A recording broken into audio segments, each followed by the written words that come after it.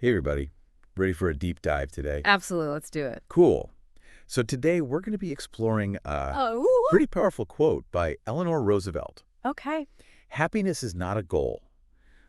It's a byproduct of a life well lived. Mm, And we're going to be looking at some excerpts from 78 Happiness as a Byproduct, exploring Eleanor Roosevelt's wisdom to kind of help us break this down. okay. Um, and really see why chasing happiness directly might actually be counterproductive. Interesting. And how focusing on living a meaningful life can actually pave the way for happiness to naturally emerge. Yeah, you know what's so interesting about this quote is it really challenges this deeply ingrained belief that we have Yeah. that happiness is something you achieve. Right. Like it's a destination. Yeah. Instead, she's saying it's like a result, Right. an outcome of how you live. I totally get that, but it does feel kind of counterintuitive. Yeah. Don't we all set goals like with the hope that they'll make us happier? Yeah. Like a new job, Yeah. a bigger house. Yeah. Aren't those steps toward happiness? Yeah, they can be, but think about it. Okay. How often have you reached a goal Uh-huh.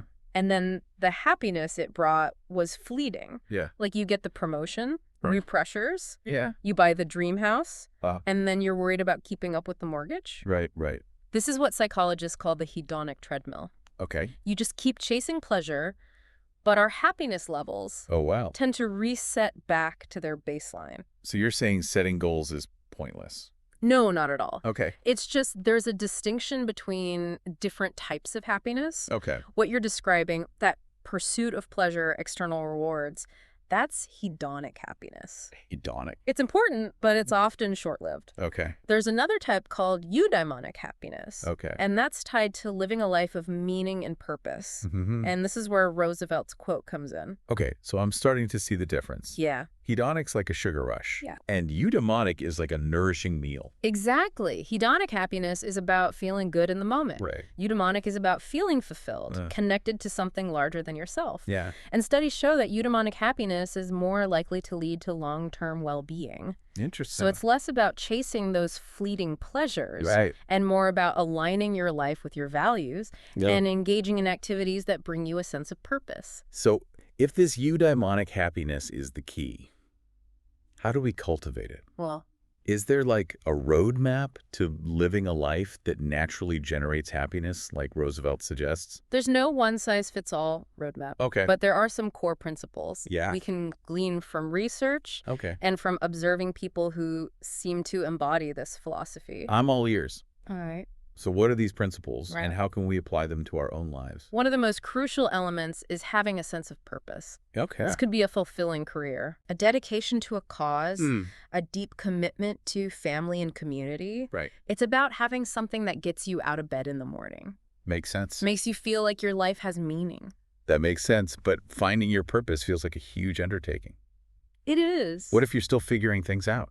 That's totally normal. Okay. It's a journey, not a destination. Right. You don't have to have all the answers right away. Okay. The key is to stay curious, Yeah. explore different avenues, and pay attention to what brings you a sense of fulfillment and engagement. Mm-hmm. Notice what activities make you feel energized and alive, Okay. even if they're just hobbies or side projects for now. So experimenting and paying attention to those internal cues are important first steps. Yes. What else should we be focusing on? Another important element is authenticity. Okay. This means living in alignment with your values and being true to yourself. Mm-hmm. Often we chase after goals that society tells us are important, but they might not actually resonate with our core beliefs. Right. And that can lead to a sense of inner conflict and dissatisfaction. I can definitely relate to that. Yeah. It's like trying to fit into a mold that doesn't quite match your shape. Mm-hmm. You might achieve some external success, Right. but it won't bring you lasting happiness Exactly. if it's not aligned with who you really are. And this brings us to another critical component. Okay. The quality of our relationships. Mm-hmm. Strong social connections are fundamental to human well-being. Yeah. We're wired for connection. Right. And investing in meaningful relationships is a powerful way to cultivate happiness. I love that you brought that up. It's so easy to get caught up in our own individual pursuits. It is. And we forget the importance of nurturing those bonds. Absolutely. Yeah. Whether it's spending quality time with loved ones, Mm. building a supportive network of friends, Yeah. or actively contributing to your community. Prioritizing relationships is a powerful antidote to the isolation and loneliness Right. that can often undermine happiness. So purpose, authenticity, relationships, these are all starting to paint a picture of what a fulfilling life looks like. Yeah. But I'm curious, what about those moments when things inevitably get tough? Mm. How does this idea of happiness as a byproduct Yeah. hold up in the face of adversity? That's a great question. And Yeah. it leads us to another important principle, resilience. Oh, The ability to navigate challenges, yeah. learn from setbacks and bounce back stronger. Right. That is essential for long-term well-being. So it's not about avoiding hardship altogether, Right. but rather about developing the skills and mindset to cope effectively Yes. when those inevitable bumps in the road arise. Precisely. And this is where the idea of happiness as a byproduct becomes really interesting. Okay. When we focus on building a life rich in purpose, authenticity, and strong connections, Uh-huh. we're also cultivating the inner resources we need to weather the storms. That makes a lot of sense. Like building a solid foundation for a house. Exactly. If the foundation is strong, Yeah. the house can withstand even the fiercest winds. And you know, one of the most powerful ways to build resilience Yeah. is to shift our focus from what we lack to what we have. You're talking about gratitude, right? Yes. Cultivating a practice of gratitude can be transformative. Yeah. It's about appreciating the good in our lives, even amidst challenges. Mm-hmm. When we focus on what we're grateful for, it shifts our perspective, reduces stress, and boosts our overall well-being. So in essence, it's about rewiring our brains to focus on the positive rather than dwelling on the negative. Yes. But how do we actually cultivate gratitude? Well, Is it just about making a list of things we're thankful for? that can be a helpful starting point, Okay. but there are many other ways to integrate gratitude into your daily life. I'm really interested to hear more about this, Yeah. but before we go there, Okay. I think it's time for us to take a little break. We'll be back soon to dive deeper into the practice of gratitude and explore how it can help us cultivate a life rich in happiness, just like Eleanor Roosevelt's. Sounds great. Don't go anywhere. I won't. So you were asking about how to cultivate gratitude. Yeah. It doesn't have to be a grand gesture. Right. It's more about finding small ways to integrate it into your daily routine. Okay, I like that. Yeah. Small, manageable steps. Yeah. What would some of those look like? Just think about savoring a simple pleasure. Okay. Like that first sip of coffee in the morning, Mhm. or taking a moment to appreciate a beautiful sunset, Hmm. or expressing thanks to someone who made your day a little brighter. Those are all things I can do. Yeah. I'm already feeling a bit more mindful just thinking about them. Right? But there are times when it feels really hard to find things to be grateful for, Yeah. especially when life throws those curveballs. Yeah. You know? Mhm. What about those moments? That's where the real power of gratitude comes in. It's not about denying or ignoring those difficult emotions. Right. It's about choosing to shift your focus, Okay. even if it's just for a moment, Mhm. to something positive. Okay. Maybe you're grateful for your health, Yeah. a supportive friend, or even just the fact that you woke up this morning. So it's like training your brain to see the good, Yeah. even when things are tough. Yeah, That makes sense. it does. But I can imagine it takes practice. It does. Like any new skill, it requires consistency and effort. Okay. You might find it helpful to keep a gratitude journal. Yeah. Just write down a few things you're thankful for each day. Hmm. Or you could incorporate gratitude into your conversations with loved ones. Okay. Share what you appreciate about them or your experiences together. Those are great ideas. Yeah. I'm starting to see how all these principles, Mm-hmm. purpose, authenticity, relationships, resilience, and gratitude, Right. they can all work together to create a foundation for lasting happiness. Yeah. But let's go back to something you mentioned earlier. Okay. The idea that directly chasing happiness can actually backfire. Yes. Can you elaborate on that a little? Of course. When we make happiness our primary goal, Yeah. it can create this sense of pressure Mhm. and expectation that actually makes us feel less happy. Right. It's like that old saying, the Yeah. more you chase something, Yeah. the further it runs away. So it's like putting happiness on a pedestal, Yeah. almost making it this elusive prize that we need to capture. Exactly. And when we view it that way, Yeah. we tend to focus more on what's missing in our lives Okay. rather than appreciating what we already have. Right. This can lead to feelings of dissatisfaction, Yeah. envy, and even anxiety. That reminds me of something I've struggled with. Uh-huh. comparing myself to others. Mm-hmm. It's so easy to get caught up in that cycle of keeping up with the Joneses Yeah. and feeling like I'm not good enough Right. or successful enough. The comparison trap is a real happiness killer. Yeah. It is. It's a natural human tendency, Right. but it's important to be mindful of how it can negatively impact our well-being. Yeah. When we constantly compare ourselves to others, Mm. we're essentially setting ourselves up for disappointment. Right. There'll always be someone who has more, Mm. does more, Yeah. or appears happier. So how do we break free from that comparison trap? One of the most effective ways is to shift our focus inward. Okay. Instead of measuring our worth against external standards, Mm-hmm. we can cultivate a sense of self-acceptance and appreciation Okay. for our own unique qualities and accomplishments. So it's about recognizing that everyone's journey is different, Yes. and our happiness shouldn't be contingent on what others are doing or achieving. Precisely.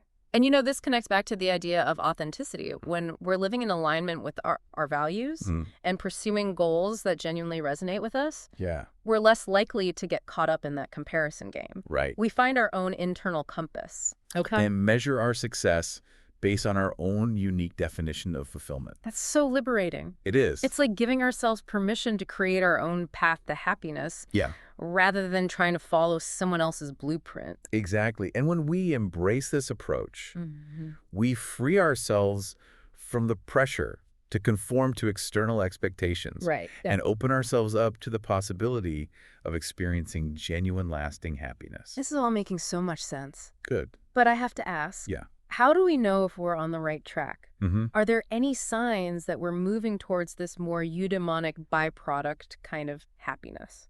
That's a great question. Yeah. And I'm glad you brought it up. Okay. There are actually some subtle but powerful indicators Okay. that you're living in a way that naturally generates happiness. Okay. Tell me more. What should we be looking for? One of the most telling signs is a sense of flow. Flow. Have you ever been so absorbed in an activity that time seems to fly by? Oh, absolutely. You're completely engaged, Mm-hmm. challenged, and yet effortlessly in the zone. It's like being in a state of creative bliss. Yeah, I've definitely experienced that when I'm writing, and it's one of the most rewarding feelings in the world. exactly. That feeling of flow is a hallmark of eudaimonic happiness. Interesting. It indicates that you're aligned with your strengths, Okay. engaged in something meaningful, and fully present in the moment. So it's not just about feeling happy all the time, Right. but rather about finding those moments of deep engagement and satisfaction Yes. in the things that matter to us. Precisely. And when we cultivate a life that includes those elements, Mm-hmm. purpose, authenticity, strong connections, resilience, and gratitude, Right. those moments of flow become more frequent and more intense. Wow, this is all starting to come together in such a beautiful way. It is. But before we get too carried away, Yeah. I think it's time to move on to our next section. Okay. We're going to explore how Eleanor Roosevelt herself embodied these principles. And how her life story can serve as a source of inspiration for all of us. Great. So stay tuned. All right, so we're back, Yes. and I'm really excited to delve into Eleanor Roosevelt's life now. Okay. She's such an inspiring figure, Yeah. and I'm so eager to see how her experiences connect with everything we've been talking about.